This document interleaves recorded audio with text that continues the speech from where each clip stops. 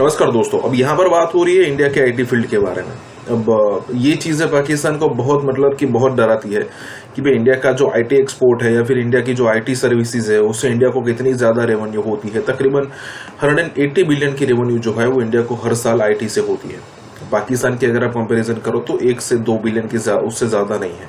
तो वेस्ट को चाहिए था कि भाई सस्ता लेबर उनको मिले, खास करके आईटी फील्ड में, तो इंडिया मिल गया। इंडिया को हर साल 180 बिलियन का यहाँ पर रेवेन्यू जनरेट होता है उसी आईटी सर्विसेज से। और हम सबको पता है कि उसका एंड यूजर ज्यादातर जो लोग हैं वो यूरोपियन कंट्री है या फिर अमेरिकन है। कहने का मतलब ये है कि इंडिया की जो ये स्किल है वो इंडिया को इतना फायदा पहुंचा रही है और ऊपर से इतने रोजगार जनरेट कर रही है।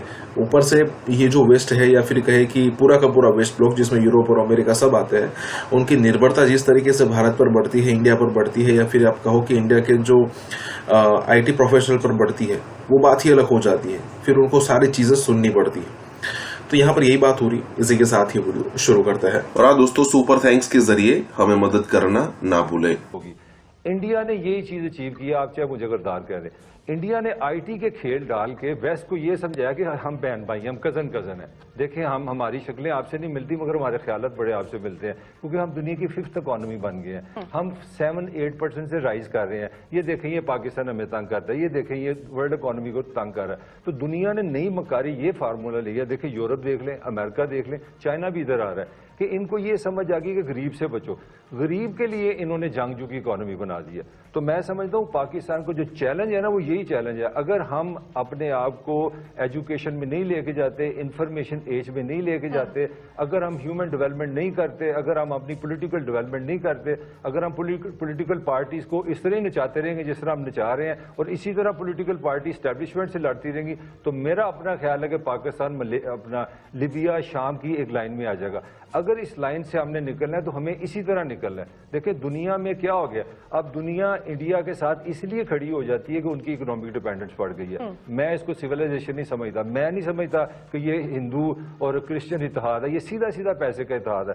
पाकिस्तान ने अगर दुनिया में रेलिवेंट होना, पाकिस्तान का सारा हक है। हम दुनिया की 6ठी बड़ी पॉपुलेशन है, हम समझ नहीं पा रहे। हमारे पास इंग्लिश है जो कि एक डिफॉल्ट है। बेसिकली हम स्लेव रहे, हमारे पास इंग्लिश आ गई है। इंग्लिश आज के ज़माने की इंटरनेशनल लैंग्वेज है। हम तवज्जो नहीं दे रहे। आज की सुन लें, 115 मुल्क हैं दुनिया में जिनका सर्वे हुआ है इंसाफ के हवाले से। हमारी पोजीशन पता है क्या है? 103।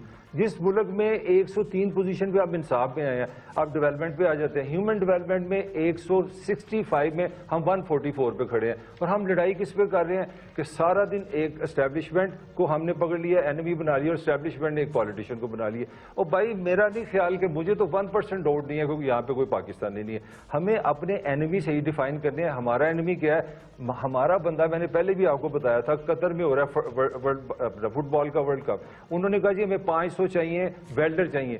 पाकिस्तान में जो इंटरनेशनल स्टैंडर्ड है ना, आप सुन के अफसोस करेंगी, हम एक वेल्डर नहीं पैदा कर सके। हम वो इम्तिहान ही नहीं पास कर सके, वो हम उस स्टैंडर्ड पे नहीं रहे।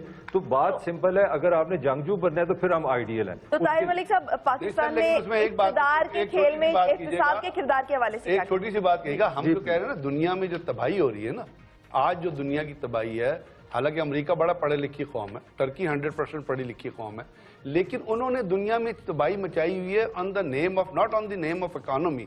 या तो तेल की दौलत को वो काबू करना चाहते हैं, या वो लूट मार करना चाहते हैं। तो मेरा ये मतलब है कि दुनिया में लूट मार का कल्चर जो है वो बड़ा है और उसके लिए गन इस्तेमाल हो रही है। अगर मेरा लास्ट फिक्र है, अगर ब्रिगेडियर साहब हमने अपने बच्चों को, इस मुल्क में रहने वाले इंसानों का दिमाग मजबूत ना किया, जिस्म मजबूत ना किया, उनको अच्छी फिजा ना दी, उनको सेहतमंद इन्वायरमेंट ने ली, आप जितने मर्जी एटम बम आप कुछ नहीं कर पाएंगे, नहीं कर सकते ना। पॉइंट ये था जिसके ऊपर ब्रिगेडियर साहब ने बहुत लंबी गुफ्तगू फरमाई और मैं चुप करके सुनी, क्योंकि मैं बद्दे-अदब मुनासिब नहीं समझता कि उनकी गुफ्तगू में आज आप बहुत ताबेदार हो गए। मेरे लीडर हो गए, आपको पता ही नहीं है। ये पैमरा की वजह से हुआ? नहीं, पैमरा की वजह से नहीं हुआ, वो वैसे ही मेरे बड़े सुलझे लग रहे हैं। अच्छा, वो ना मैं बल्कि उलझे मैं ये अर्ज कर रहा था, आगे हमारे भाई को गरदार है तो सही हो गया, बिल्कुल ठीक। उलझे लगे। मैं ये अर्ज कर रहा था, मैं भुगत आया हूँ, लेकिन वो भी दोस्त हैं, प्यारे दोस्त हैं हमारे। मैं ये अर्ज कर रहा था कि देखिए, और मैं वो आर्गूमेंट दोहराना चाह रहा हूँ।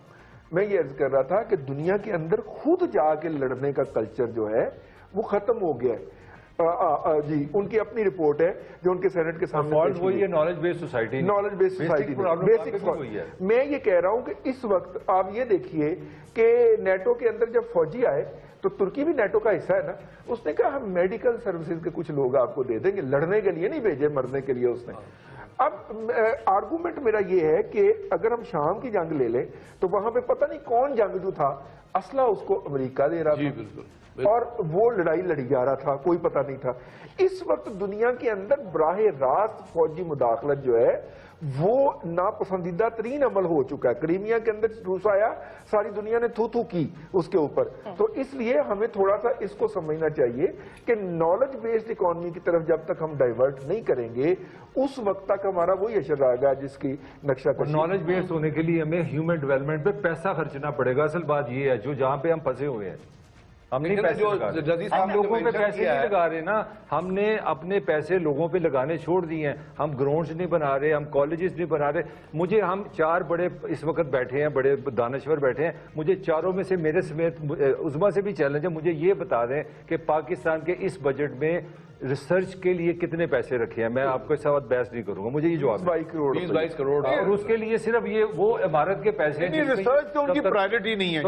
پھر ہم کس ہم تو کیا بنے گے؟ مجھے آپ اس کا جواب دے دیں.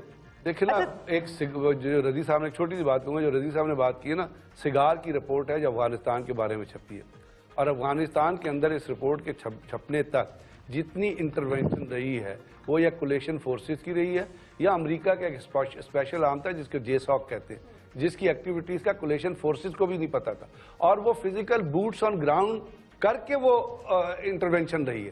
لیکن اس کے باوجود کیا وہ افغانستان کو کنٹرول کر سکے؟ نہیں کر سکے نا. تو جنگ جو ہے جو وہ پھیلانے کی کوشش کر رہے ہیں وہ اس مسئلے کا حل نہیں ہے جس مسئلے کی طرف ہم دیکھ رہے ہیں. ہمیں اس سے بچ کے آگے چلنا ہے. ٹھیک ہے، ٹاپک کی طرف واپس آتے ہیں. ملک صاحب، میں آپ سے پوچھ رہی تھی کہ پاکستان میں اقتدار کے کھیل میں احتساب کے حوالے سے، احتساب کا جو کردار ہے اس حوالے سے کیا کہیں گے؟ عظما، میں احتساب میری ذاتی رائے ہے، آپ اس سے ڈس ایگری کر سکتے ہیں. میں سمجھتا ہوں کہ جب آپ نے مطلب قرآن میں بھی آپ دیکھ لیں توبہ کا ذکر ہے. میں اس یہ جو ہمارے ایک مائنڈ سیٹ ہے نا کہ آپ ایک خوفناک قسم کا ایک احتساب کریں، گردنیں اڑا دیں، وہ جو ایک یہ ڈپریشن ہے، یہ اینگر کی ریفلیکشن ہے. جی ہمیں امام سائیکولوجیکل یہ سکنس ہے کہ ہمیں ہمینی کی ضرورت ہے جو ناشتہ کرے 15 بندوں کا. اور بھائی خدا کا واسطہ ہے، جس امت کے تم لوگ ہو، نبی پاک کو آپ کہتے کیا ہو؟ رحمت العالمین. آپ کا مذہب کیا ہے؟ سلامتی. آپ کی ساری فلسفی کیا ہے؟ رحمت، معافی. تو اگر آپ نے مجھے، میں بطور اسٹوڈنٹ آف ہسٹری اور اسٹوڈنٹ آف سائیکالوجی سمجھتا ہوں دنیا میں وہ قومیں جلدی آگے چلی گئی جنہوں نے معاف کر دیا. دنیا میں وہ قومیں، اور میں آج آپ کو ایک مزے کی بات بتاؤں، میں نے ابھی پرسوں ایک ریسرچ پڑھی ہے، اس میں لکھا ہے کہ انفارگیونیس، کسی کو معاف نہ کرنا، از اے ڈیزیز. مطلب ڈاکٹروں نے یہ ریسرچ کر کے ثابت کر دیا جو لوگ دوسروں کو معاف نہیں کرتے وہ پیشنٹ بن جاتے ہیں، ان کا ہارٹ فیلئر زیادہ ہے، ان میں شوگر زیادہ ہے، ان میں ڈیزیز زیادہ ہے. پاکستان کو آپ نے کیا پاہج کر دیا؟ اس کو سزا دے دو، اس کی گردن اتار دو، اس کو یہ کر دو. بھائی اس کا مطلب یہ کہ احتساب کیا ہی نہ جائے؟ نہیں، احتساب کا طریقہ ہے، احتساب کا طریقہ یہ ہے کہ آپ پہلے اپنے انسٹیٹیوشن میں کریڈیبلٹی لائیں. پہلے تو مجھے آپ یہ بتائیں کہ آپ کے ادارے کہاں تھے جب یہ سارا کچھ ہو رہا تھا؟ آپ کے تو کریڈیبلٹی کا ایشو بنا ہوا ہے. پاکستان میں ایک ادارہ نہیں ہے جو احتساب کرے اور اس پہ آپ انگلی نہ اٹھائیں. تو سب سے بڑا تو مسئلہ ہم نے یہ ڈال دیا ہوا ہے. سب سے پہلے ہمارا جو اس وقت نیب کا چیف ہے، میرا خیال ہے اس کے پاس جو ڈومیسائل ہے وہ بلوچستان سے ہے، وہاں سے وہ جج صاحب بنے ہیں اور ہیں پنجابی. اس سے پہلے افتخار چودھری کی سن لیں، ان کے والد صاحب وہاں پہ ایسے ہی لگے تو وہ وہاں چلے گئے، انہوں نے بلوچستان کا لے لیا اپنا، وہاں پہ بلوچی بن کے 2 نمبر ہی ہے یار. فیصلہ آباد کے رہنے والے وہاں پہ وکیل بن کے رشتے دار ہے. میں کہنا یہ چاہ رہا ہوں آپ بلوچی کس طرح بن گئے؟ لیکن کاغذوں میں میرا جو پوائنٹ ہے، ہمارے تو انسٹیٹیوشن ہی نہیں ہے. کسی زمانے میں کس نے کرنا ہی آپ یہ سیف الرحمان صاحب بیٹھے ہیں، یہ سول سروسز میں رہے ہیں. کسی زمانے میں آپ کا لا آپ کو یہ لیوریج پرووائڈ کرتا تھا. میں اس کو غیر قانونی نہیں کہہ رہا. ایک سیکنڈ کہ دوسرے ملک میں دوسرے صوبے میں جا کے آپ وہاں کا ڈومیسائل لے لیتے تھے. آپ کو پتا ہے ادر پیپل ڈومیسائل کے لیے میڈیکل کالجز میں اور ٹیکنیکل انجینئرنگ کالجز اس کے لیے خاص پیریڈ آپ کو پیریڈ تھا کہ اگر اتنی دیر آپ یا آپ کے والد اسٹے کریں تو آپ کو ایک وہ غلط بات نہیں ہے. That's not a wrong thing. وہ بالکل ٹھیک ہے، رائٹ آف رولز ہے وہ. تو آپ ادارے پہلے بنائیں نا. میں بات وہی کر رہا ہوں, احتساب میں چلے جائیں گے ہم پھر الجھ جائیں گے. میرا خیال ہے آپ ساؤتھ افریقہ کی میں آپ کو ایک چھوٹی سی مثال دیتا ہوں. آئی ایم سوری میں 1 منٹ لے لوں گا, یہ ضروری ہے. نیلسن منڈیلا کی میں آپ کو ایگزامپل لیتا ہوں. نیلسن منڈیلا نے جس دن اپنا حلف لینا تھا نا ایز اے صدر, تو بڑی مختصر بات کر رہا ہوں, وہاں پہ ایک صاحب اس نے پوچھا کہ میرا جیلر کدھر ہے. انہوں نے کہا آپ جیلر کی بات کر رہے ہو, اس جیلر کی بات کر رہے ہو جس نے یہ لفظ سنے. 27 سال نیلسن منڈیلا کی ایک سزا یہ تھی کہ گڑھا انہوں نے کھودا تھا, گڑھے میں اس کو لے کے جاتے تھے, اس کے سر پہ پیشاب کرتا تھا. کتنے 27 ایئرز وہ جیلر. تو نیلسن منڈیلا نے کہا اپنے کانگریس کو, اس نے کہا اگر اس جیلر کو میں نہ آیا, اگر میری حلف کی تقریب میں وہ شامل نہ ہوا تو نیا ساؤتھ افریقہ نہیں بنے گا, میں پریزیڈنٹ نہیں بنوں گا. یہ آپ کے لیے میں انفارمیشن دے رہا ہوں. Nelson Mandela made a point کہ وہ جیلر آئے تو میں حلف لوں, اور وہ حلف وہ بندہ کون تھا, وائٹ تھا, اور اس نے